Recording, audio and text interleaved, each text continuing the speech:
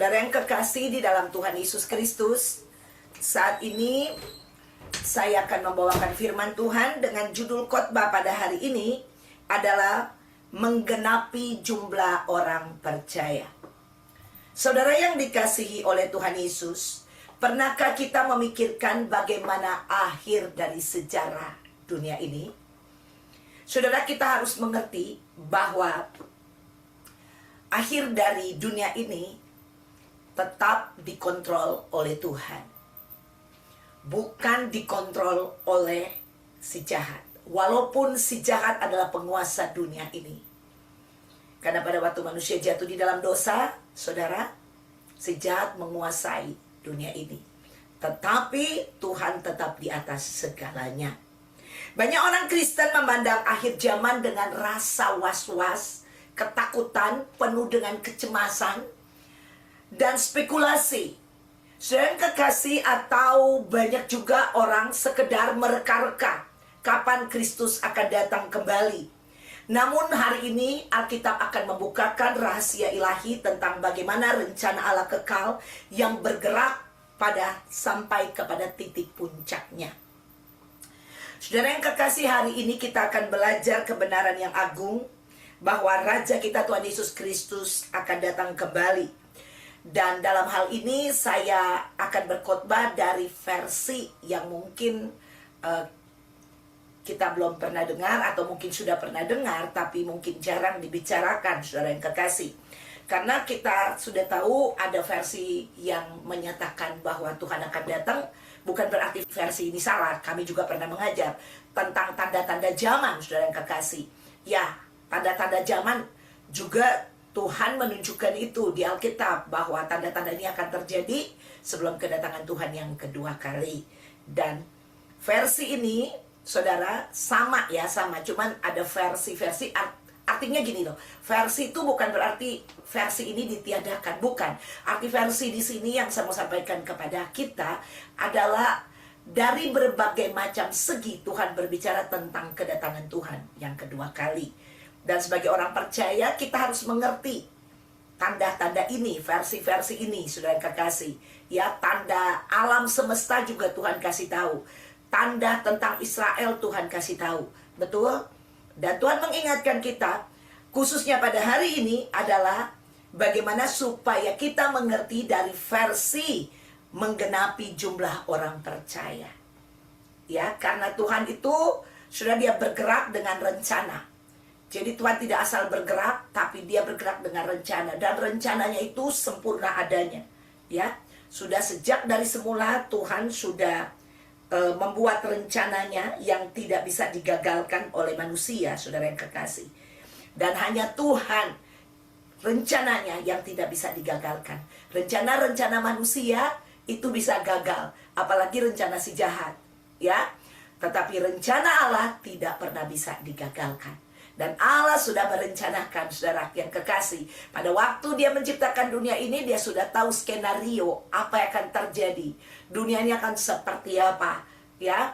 Dan akhirnya Allah melakukan penyelamatan. Itu semua sudah ada di dalam rencananya. Bukan karena jatuh dulu baru Allah datang, tidak. Allah sudah berencana, karena rencananya sempurna. Dia Alfa, dia Omega. Dia tahu apa yang akan terjadi di masa depan, karena dia sudah berada di masa depan. Ada amin. Ya, untuk itu saudara yang kekasih, Allah tetap satu-satunya pengendali kontrol kehidupan di hari-hari terakhir ini, khususnya saudara yang kekasih. Untuk itu kita akan belajar pada hari ini, ya, bahwa kita orang percaya, janganlah kita hidup seperti kita tidak berpengetahuan. Ya, karena ada banyak orang percaya berpengetahuan tapi hidupnya seperti tidak berpengetahuan. Tapi ada juga orang yang percaya yang tidak berpengetahuan. Nah, ini bahaya sekali, saudara kekasih. Kalau kurang pengetahuan, dikatakan akan tersesat jalannya. Ya, sebaliknya, sudah berpengetahuan tetapi tidak hidup di dalam pengetahuan, tersesat juga, saudara yang kekasih. Untuk itu, marilah kita berpengetahuan dan kita hidup di dalam pengetahuan kebenaran firman Tuhan ini. Saudara, kenapa orang bertanya kalau kita sudah diselamatkan, khususnya murid-murid, pada waktu Tuhan Yesus sudah memilih mereka, menyelamatkan mereka, Tuhan Yesus sudah mati. Ya, dan dia sudah bangkit. Saudara yang kekasih, kenapa Tuhan Yesus tidak bawa aja mereka ke surga? Ya, tinggal bersama-sama dengan Tuhan atau terangkat bersama dengan Tuhan. Toh nantinya di akhir zaman juga ada pengangkatan kan? Apa bedanya pengangkatan waktu Yesus sama pengangkatan saat ini gitu loh, saudara yang kekasih. Tetapi tentunya mengapa kita masih dibiarkan bernafas? Tuhan tidak membawa kita, atau hari ini saya sudah diselamatkan sejak saya usia 16 tahun, saudara yang kekasih, menerima Tuhan Yesus sebagai Tuhan dan Juru Selamat. Tapi kenapa saya masih hidup sampai hari ini? 16 tahun masih remaja, sekarang udah punya anak dua. Anak duanya bukan remaja lagi, udah dewasa, saudara yang kekasih. Ya, tetapi kenapa belum dibawa juga gitu loh? Pengangkatan, kenapa belum pergi juga? Nah, saudara yang kekasih, kenapa kita masih ada di dalam dunia ini menghadapi situasi dan keadaan yang silih berganti? Musim itu silih berganti di dunia ini. Ya, saudara, kalau dunia lagi dalam keadaan krisis, ya dalam keadaan krisis ekonomi, saudara, itu berdampak kepada dunia, berdampak kepada seluruh umat manusia. Betul, kalau dunia lagi kemarau panjang, berdampak juga, saudara ya. Pokoknya apapun yang terjadi di dunia ini berdampak kepada umat manusia. Benar? Kecuali nanti di surga, saudara, tidak ada lagi hal-hal yang seperti ini. Kita tidak akan kena dampak-dampak yang negatif. Karena di surga itu sempurna adanya. Ada amin, tidak ada lagi si jahat di sana. Nah, selama kita ada di dunia ini, kita masih terkadang, saudara, terkena dampak-dampak itu. Itulah sebabnya orang percaya tidak hidup, ya, oleh apa yang dunia ini tawarkan atau apa yang dunia ini lakukan. Orang percaya itu hidup oleh iman kepada Tuhan. Ya, makanya sebagai orang percaya mari kita tetap hidup di dalam iman kepada Tuhan Yesus. Makanya Rasul Paulus bilang waktu dia sudah mencapai garis akhir, aku telah memelihara iman. Rasul Paulus itu dia diperhadapkan dengan begitu banyak cobaan, tantangan dalam kehidupannya dia. Dan yang memberikan cobaan, tantangan tentunya bukan Tuhan. Yang memberikannya adalah iblis. Masa Tuhan suruh Paulus nginjil terus dia kirim iblis-iblis? Tidak mungkin, saudara yang kekasih. Yang ada Tuhan membuka jalan. Ada amin? Ya. Nah, Rasul Paulus ini dia menghadapi begitu banyak tantangan. Ya, situasi, keadaan, dampak daripada dunia yang sudah jatuh. Ada iblis sebagai penguasa dunia. Ada orang-orang jahat yang memenjarakan dia, yang menghasut dia, yang melakukan hal-hal yang tidak baik buat dia. Tetapi dia terus beriman kepada Tuhan. Dia terus berjalan untuk menghadapi rencana Tuhan. Sampai suatu titik Rasul Paulus pernah berkata, jauh lebih baik aku pergi dan tinggal bersama dengan Tuhan. Ya, tetapi dia bilang, aku tidak tahu yang mana yang aku harus pilih. Ya, dia mau pergi jauh lebih baik, dia pergi kepada Tuhan. Dan Anda tahu juga bahwa Rasul Paulus ini, dia sudah pernah terangkat ke surga. Jadi dia sudah pernah melihat kemuliaan surga. Jadi keinginan untuk pergi ke surga udah jauh lebih tinggi, ya, dibandingkan hidup di dunia ini. Tetapi apa yang dia katakan? Tapi aku memilih untuk hidup. Dan dia memilih untuk hidup untuk jemaat. Jadi dia tahu bahwa dia belum pergi ke surga, karena ada tugas ilahi yang harus dia selesaikan di dunia ini. Demikian juga kita. Ya, kita jangan mempunyai cara pandang yang keliru, memandang keselamatan sekedar tiket ke surga. Saudara yang kekasih, dan kita menganggap dunia ini hanyalah tempat persinggahan, tempat kita menikah, dan tempat kita sekolah, tempat kita membesarkan anak, dan tempat kita menghadapi keadaan dan situasi. Dan ada juga, ya saudara yang kekasih, pandangan-pandangan yang berkata bahwa dunia ini tempat kita berlatih supaya karakter kita menjadi karakter seperti Kristus, supaya kita dilatih, supaya kita mempunyai iman yang teguh, dilatih supaya kita melakukan ini, itu, supaya pribadi kita menjadi pribadi yang bagus sebelum masuk surga. Apakah demikian? Saudara, di surga itu udah sempurna, nggak perlu latihan di dunia. Ada amin? Ya, nggak perlu kita latihan di dunia. Mau dilatih supaya sejago apa? Nggak ada yang sempurna, nggak ada yang sejago apa, saudara yang kekasih. Betul? Amin? Ya, di surga itu waktu sempurna, ya, itu disempurnakan oleh Tuhan, bukan karena latihan di dunia yang membawa kita pada kesempurnaan. Oke, saudara yang kekasih harus ingat ini. Jadi kita ada di dunia ini jangan sampai kita salah persepsi.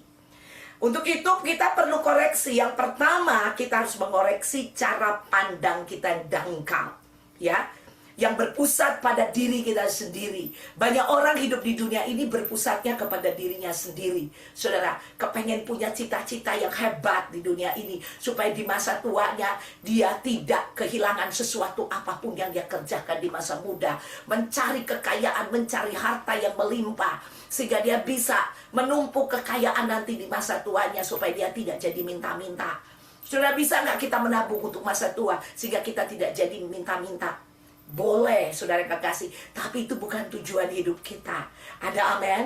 Nah, banyak orang bekerja dengan tujuan hidup yang demikian, saudara kekasih, ya, dan merasa puas kalau anak-anaknya udah selesai sekolah, bekerja hebat, dan anak-anaknya itu dia sudah bisa membeli rumah, anak-anaknya akhirnya menikah, punya keluarga yang penghasilannya oke, lumayan. Saudara yang kekasih, saudara, apakah seperti ini hidup?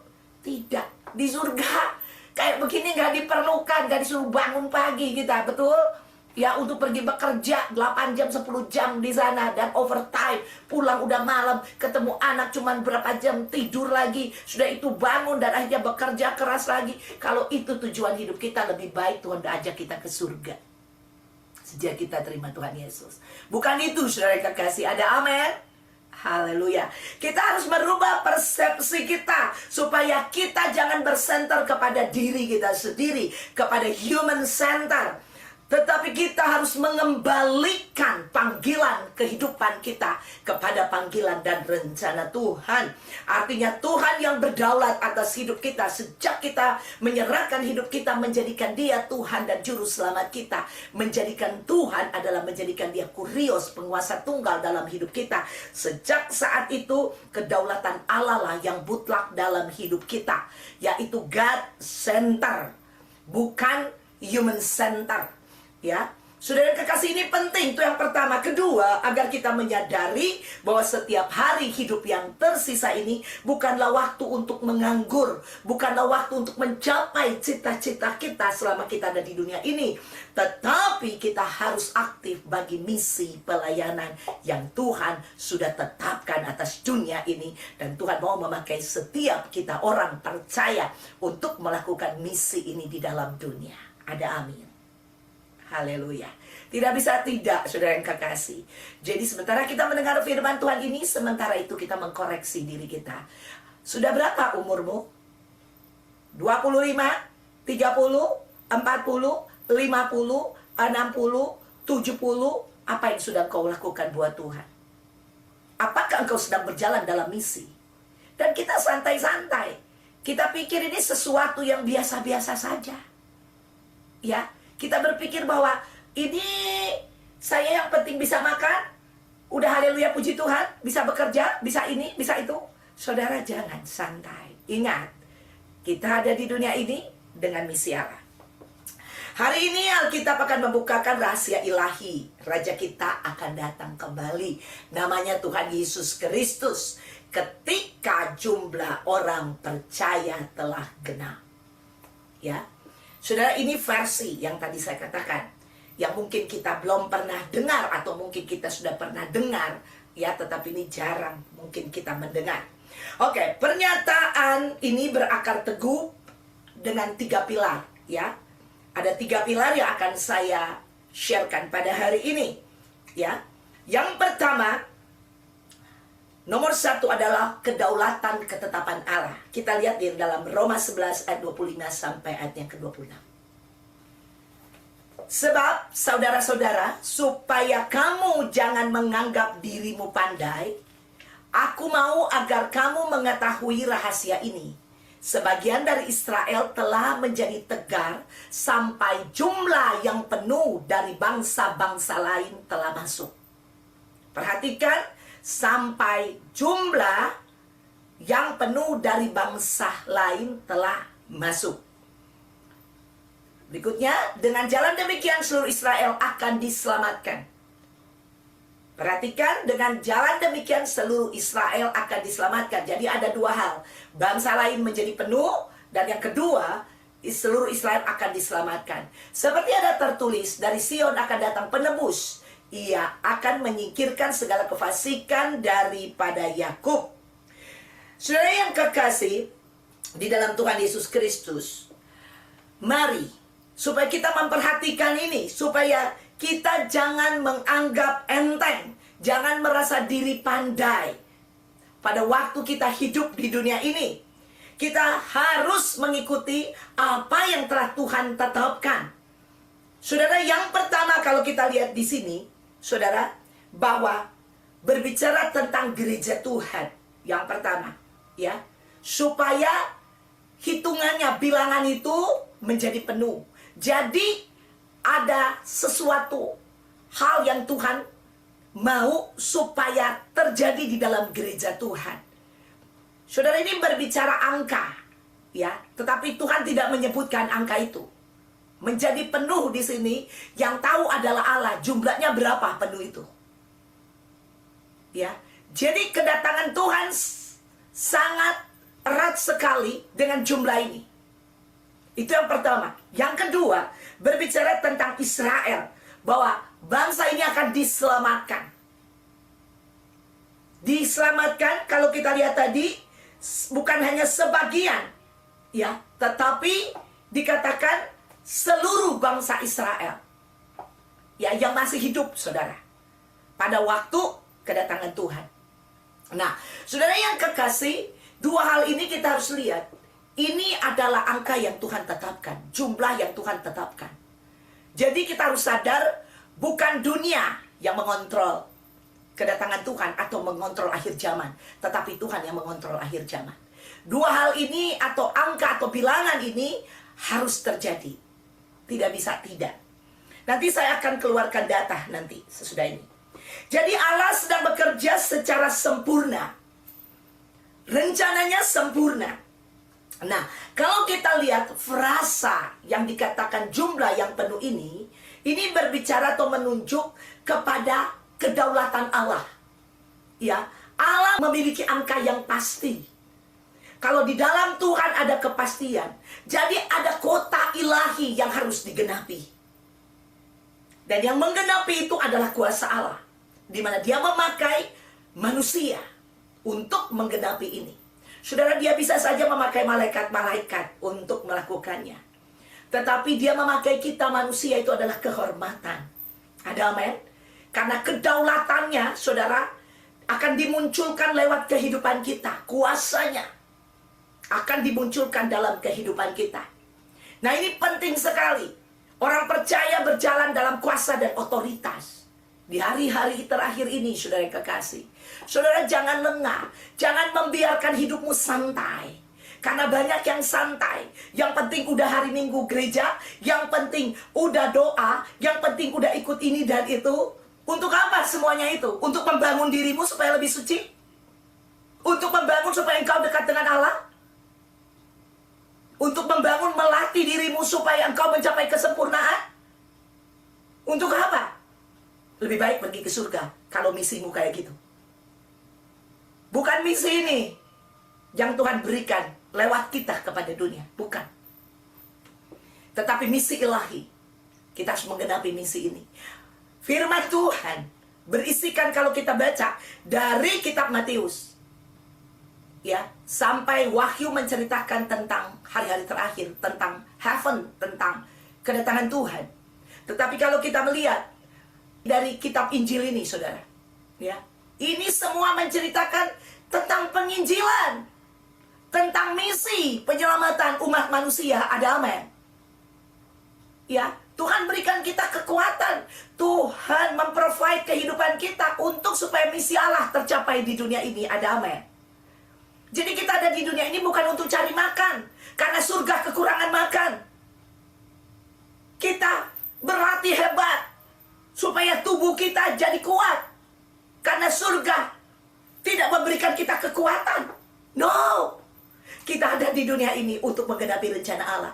Itulah sebabnya firman Allah berkata, aku kuat di dalam kekuatan kuasa Tuhan. Itulah sebabnya Tuhan berkata, setelah Dia berkata, pergi jadikan segala bangsa muridku, dan di akhir daripada ayat ini Dia berkata, dan aku menyertaimu sampai pada kesudahan zaman. Ada amin? Ini misi yang harus digenapi. Tidak bisa tidak, saudara. Saya balik lagi. Kedaulatan Allah harus terjadi. Kalau Anda tidak mau, Tuhan akan memakai orang lain. Kalau Anda tidak mau, Tuhan bisa pakai siapa saja. Pertanyaannya, apakah Anda mau atau tidak? Jangan habisin hidup kita hanya untuk hal-hal yang kita anggap ini terpenting. Yang terpenting itu adalah misi Allah. Nah, saudara yang kekasih, jadi ada kota ilahi yang harus digenapi. Allah tidak akan menghentikan sejarah dunia ini selesai sebelum jiwa yang terakhir dari bangsa-bangsa yang dituntun oleh Allah sendiri masuk dalam kerajaan surga. Ada amin? Amin. Yang kedua, saudara yang kekasih, berbicara tentang kepastian kesempurnaan tubuh Kristus. Kita lihat di Wahyu 6 ayat 11. Dan kepada mereka masing-masing diberikan sehelai jubah putih. Dan kepada mereka dikatakan bahwa mereka harus beristirahat sedikit waktu lagi, hingga genap jumlah kawan-kawan pelayan dan saudara-saudara mereka yang akan dibunuh sama seperti mereka. Saudara yang kekasih, surga memegang catatan di sini yang pasti. Ya, kalau surga memegang satu catatan atau memegang catatan, itu nilainya pasti, saudara yang kekasih. Firman kebenaran ini adalah pasti. Ya, di sini dikatakan ketika para martir berseru menanyakan kapan keadilan itu ditegakkan, saudara yang kekasih. Ingat, Allah itu adil. Whoever believe, siapa yang percaya kepadanya, tidak binasa. Tapi siapa yang tidak percaya kepadanya binasa. Ini keadilan Allah. Ada amin? Haleluya. Saudara, apa jawaban surga? Jawaban surga dikatakan di dalam ayat ini, tunggu sampai jumlahnya genap. Ada amin, saudara yang kekasih. Nah, ini berbicara angka lagi, saudara yang kekasih. Ya, angka yang sempurna. Kepastian kesempurnaan tubuh Kristus. Saudara, ini berbicara Kristus tidak akan menjemput mempelainya atau gerejanya kalau keadaannya masih cacat atau masih kurang satu anggota pun. Jadi, kalau Tuhan udah bilang yang akan masuk di dalam kerajaan surga nanti, kita akan tinggal bersama dengan Tuhan selama-lamanya di Yerusalem baru.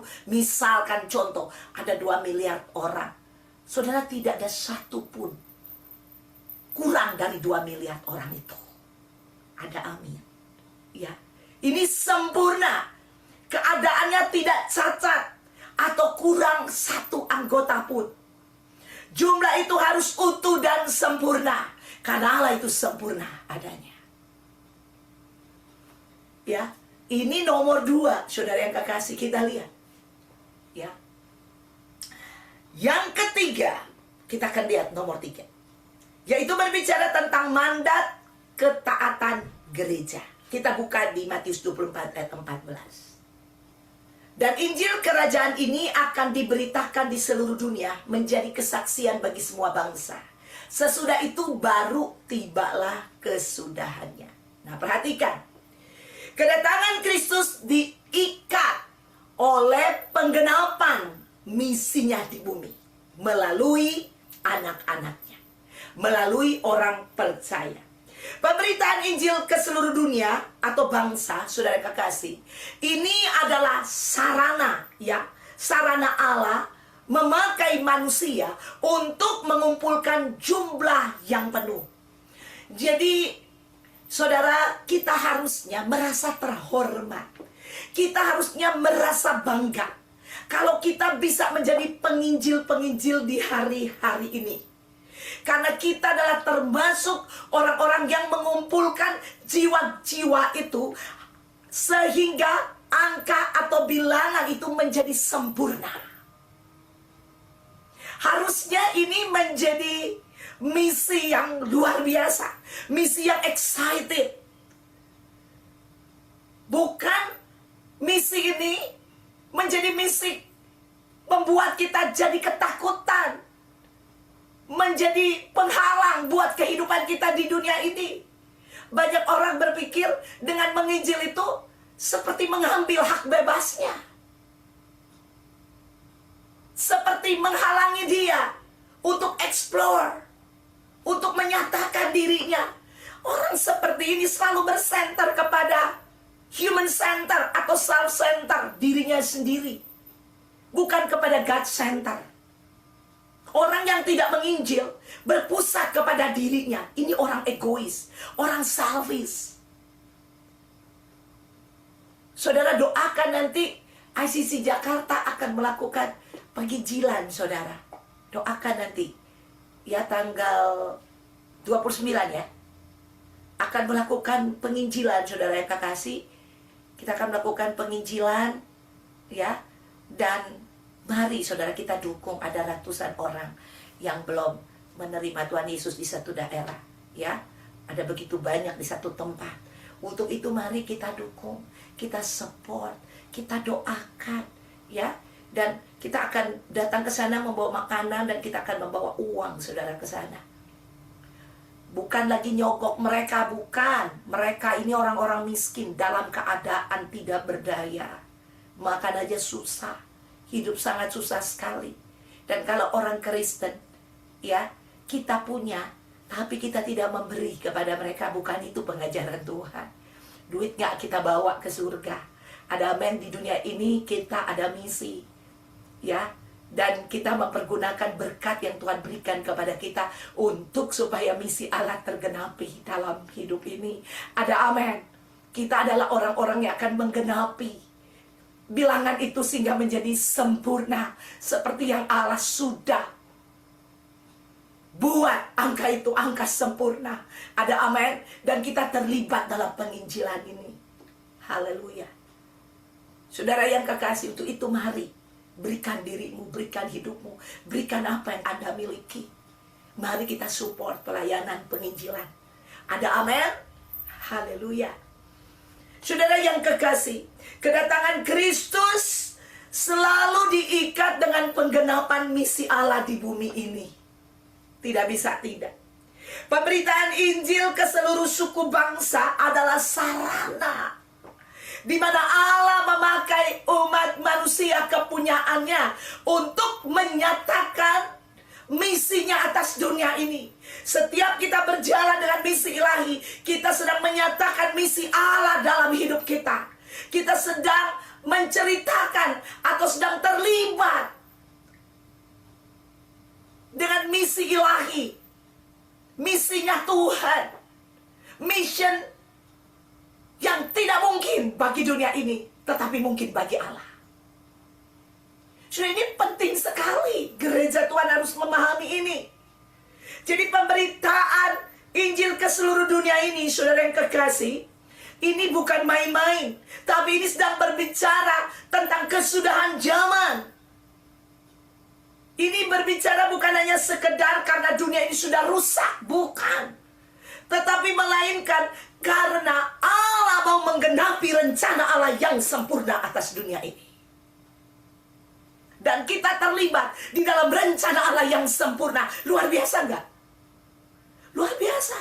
Kalau Anda dipanggil oleh Gedung Putih atau dipanggil oleh Pak Prabowo, dikirimin surat, dipanggil secara pribadi, diteleponin langsung, ayo ikut misi ini. Saya hanya memilih orang-orang tertentu untuk masuk dalam misi ini. Dan misi ini untuk menyelamatkan bangsa Indonesia, bangsa Amerika. Dan hanya dipilih, saudara, diperlengkapi dengan semua kebutuhan, keperluan kita. Ada amin? Itu adalah satu kehormatan, saudara. Saudara, kalau berbicara tentang prajurit, ada prajurit yang khusus, saudara, ya. Kalau berbicara tentang tentara, ya, ada yang khusus, ada yang normal. Nah, kita ini pasukan khusus kerajaan Allah. Ada amin. Untuk memberitakan Injil, untuk membawa misi ilahi, untuk menggenapi angka sempurna Allah. Ada amin. Nah, ini saudara yang kekasih. Dan semua akan Tuhan kerahkan. Tuhan akan memberikan kita kesehatan. Tuhan akan memberikan kita kekuatan Allah. Tuhan akan memberikan kasih-Nya bergerak di dalam hidup kita. Tuhan akan memprovide semua keperluan kita menurut kekayaan dan kemuliaan dalam Kristus Yesus Tuhan. Tuhan akan memberkati kita dengan materi, karena materi diperlukan dalam penginjilan. Ada amin. Tuhan akan memberkati kita sehingga kita boleh menjadi berkat. Saudara, ini misi Allah. Tapi banyak orang menahan dirinya, tidak mau. Cuma duduk-duduk saja, cuma doa-doa saja. Asal udah pergi ke gereja, udah sel group, udah puas. Saudara yang kekasih, mari kita mau bergerak. Karena kesudahannya akan tiba. Saudara, saya akan memberikan sedikit data buat kita. Ya, ini ada data yang akan saya bagikan tentang penginjilan di muka bumi ini. Karena firman Tuhan berkata, pergi jadikanlah segala bangsa muridku. Ya, berbicara segala bangsa murid Tuhan, ini berbicara tentang suku bangsa. Ya, jadi semua suku, ya, harus mendengar Injil. Nah, ini ada data, saudara yang kekasih, ini bukan data main-main, tetapi ini proyeksi, ya, proyeksi yang sudah, ya, ada beberapa organisasi Kristen mengumpulkan data-data tentang persentasi sudah berapa persen Injil dijangkau di seluruh dunia. Artinya pemberitaan Injil bisa didengar. Saudara yang kekasih, 20 tahun terakhir ini benar-benar Injil telah menyebar ke seluruh dunia dengan teknologi yang ada. Jadi Tuhan memakai teknologi, saudara, untuk memberitakan Injil. 20 tahun terakhir ini, saudara yang kekasih, menurut data yang saya baca, ya. Jadi garis waktunya itu adalah estimasi penjangkauan pemberitaan Injil, ya. Di tahun 2026 ini, saudara yang kekasih, itu sudah mencapai sampai ke kelompok suku, itu telah mencapai 88 sampai 90%. Ada amin. Tinggi sekali angka ini. Karena 20 tahun terakhir ini terjadi kenaikan yang sangat signifikan. Karena teknologi. Saudara, kalau udah sampai 90%, 10% berapa tahun lagi?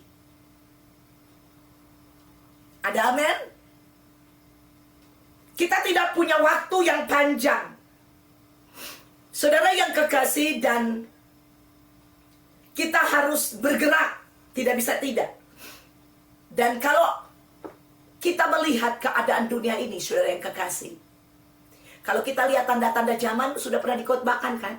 Tanda-tanda zaman. Sudah. Kalau Anda mau lihat, itu juga ada di YouTube, ya. Videonya masih ada terpampang di sana. Lihat aja sendiri. Saudara yang kekasih, kalau kita melihat semua ini sudah mendukung ke arah sana. Nah, ada banyak pandangan, tapi pandangan secara biblical, ya, saudara yang kekasih, tentang kedatangan Tuhan. Gak ada seorang pun tahu detik, waktu, jamnya, ya, saudara yang kekasih. Gak ada. Yang tahu hanya Tuhan. Tetapi kira-kira gereja Tuhan tahu mempersiapkan diri. Ada amin, kita tahu. Tuhan bilang kalau kita lihat tanda-tanda ini, kita akan tahu. Nah, salah satunya adalah penginjilan ini. Ada amin, sehingga genap sudah angka sempurna yang Tuhan tetapkan untuk masuk dalam kerajaan surga. Ada amin. Ya, jangan salah sangka, ya. Oh, terus yang lain bagaimana dong kalau angkanya cuma segitu? Semua diberi kesempatan oleh Tuhan. Ada amin. Makanya ini harus diberitakan ke seluruh suku bangsa. Nah, ini sudah 88 sampai 90%. Nah, saudara, saya akan cerita sedikit, ya. Saya masih punya waktu. Saudara, kalau kita belajar tentang, tadi kita udah lihat di tentang Israel. Coba buka lagi ayat-ayat, pergi ke belakang lagi. Nah, ini kita lihat. Sebab saudara-saudara, supaya kamu jangan menganggap dirimu pandai. Ya, gak boleh anggap diri kita pandai. Aku mau agar kamu mengetahui rahasia ini rahasia. Jadi gak semua orang dibukakan. Amin. Jadi kalau orang-orang yang gak percaya, gak ngerti, dan bilang, gini-gini, udah, gak usah didengerin. Ini rahasia yang hanya dibukakan buat kita anak-anak Tuhan. Ada amin. Ya, seperti itu. Sebagian dari Israel telah menjadi tegar sampai jumlah yang penuh dari bangsa-bangsa lain telah masuk. Ya, jadi ini berbicara tentang jumlah yang penuh. Ini berbicara siapa ini jumlah yang penuh dari bangsa-bangsa lain telah masuk. Ini berbicara gereja Tuhan. Nah, saudara perhatikan di sini. Siapa yang di sini tahu ulang tahun gereja itu kapan? Saudara, gereja dilahirkan di tahun 33 after Christ. Kenapa? Saya tahu gereja dilahirkan tahun 33. Karena Yesus saat itu dia umur 33 tahun. Benar? 33,5 tahun waktu dia naik ke surga.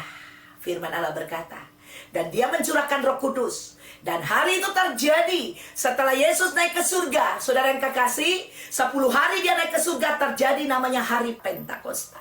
Di situ Roh Kudus dicurahkan, dan saat itu gereja dilahirkan, di mana Petrus berkhotbah, 3.000 orang memberi diri mereka percaya dan dibaptis. Ada amin?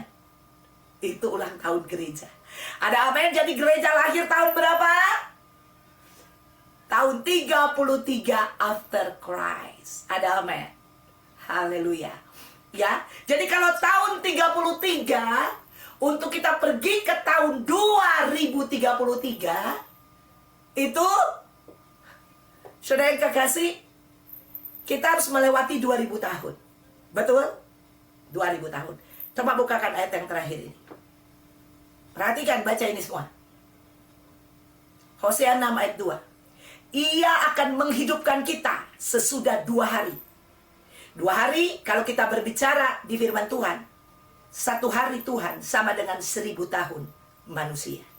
Jadi 2 hari ini berbicara 2000 tahun. Pada hari yang ketiga, ia akan membangkitkan kita. Dan kita akan hidup di hadapannya. Ada amin? Ini nubuatan. Saudara, jadi kalau berbicara 2 hari, berbicara 2000 tahun. Nah, 2033 itu hari ulang tahun gereja. Tahun ulang tahun gereja. Ada amin? Ya, 2033 berarti gereja telah mencapai usia 2000 tahun lahir di bumi ini. Ada amin? Haleluya. Saudara jangan bilang saya bilang Tuhan mau datang tahun 2033 ya. Tetapi saudara kalau dilihat dengan persentasi ini, di mana 88 sampai 90% Injil sudah diberitakan di suku bangsa. Ya. Dan ini bukan main-main datanya. Ini datanya diambil, saudara, saya ambil dari Joshua Project. Ya, Joshua Project ini adalah badan di mana mereka menghitung, saudara, secara angka, ya. Dan juga saya juga lihat di Center for the Study Global Christianity, CSGC, ya. Dan ada lagi, ada 2, saudara, tapi saya nggak usah bahas di sini. Oke, ini penting sekali. Angka ini penting banget, ada amin. Dan diperkirakan, saudara yang kekasih, 2026, 2033 targetnya all tribes, all tongues, seluruh bahasa di bumi diproyeksi sudah mencapai 100%.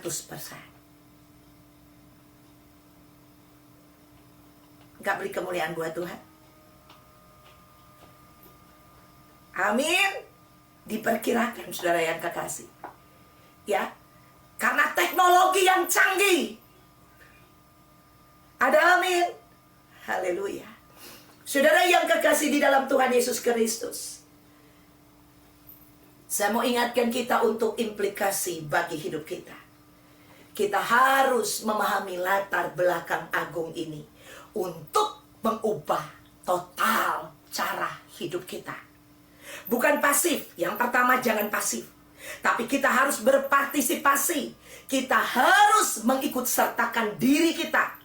Karena kedaulatan Allah telah memberikan kepastian untuk sejarah dunia ini akan berakhir kalau angka itu telah sempurna.